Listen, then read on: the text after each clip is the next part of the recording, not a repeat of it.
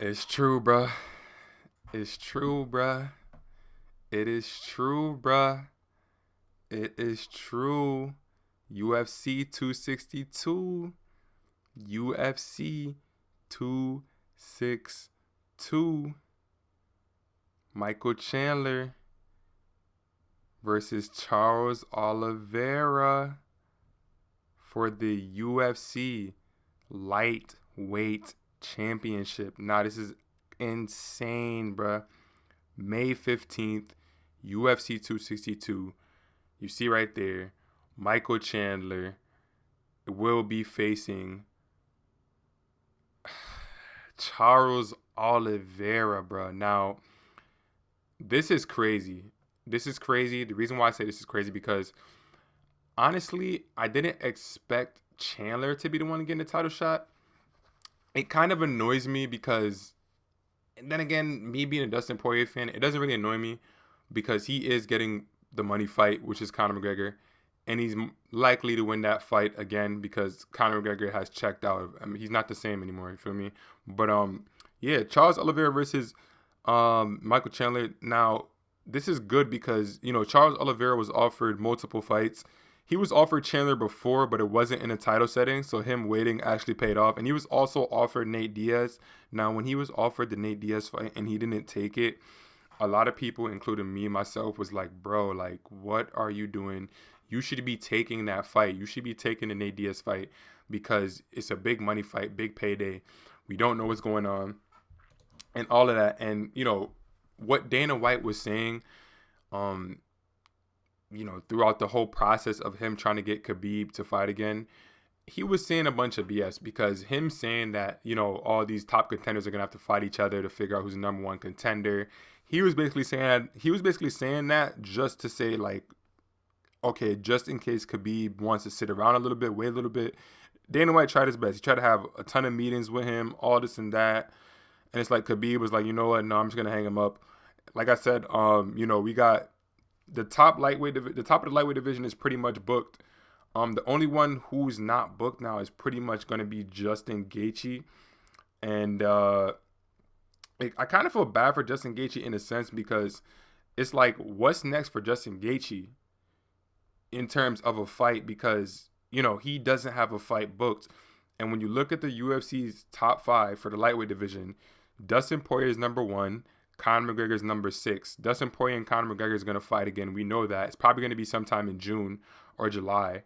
You got Oliveira as number three, and then Chandler as number four. They're going to fight for the championship. And then you got Tony Ferguson versus Beneil Dariush.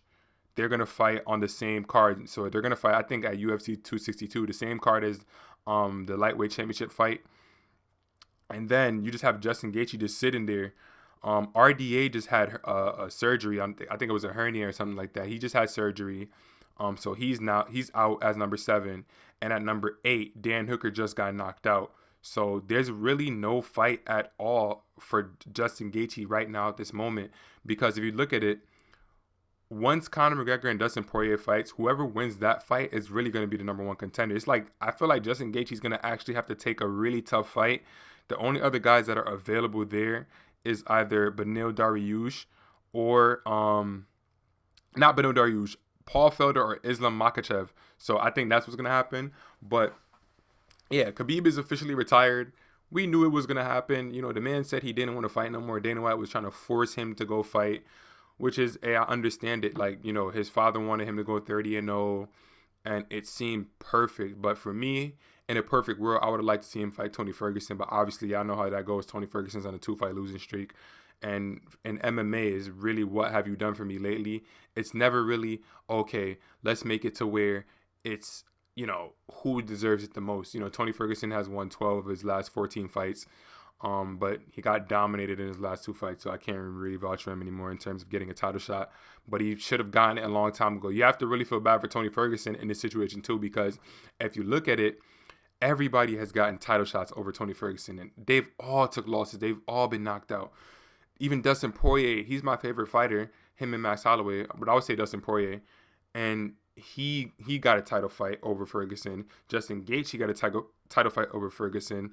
Charles Oliveira got a title fight over Ferguson. Michael Chandler got a title fight over Ferguson. Conor obviously did what he did in his career. RDA did what he did in his career. It's like, I just don't understand. You know, I honestly feel like if Tony Ferguson beats Beneil Dariush, he deserves a title shot, man. He deserves a title shot. You know what I mean? He deserves a title shot because at that point, who else is he gonna fight?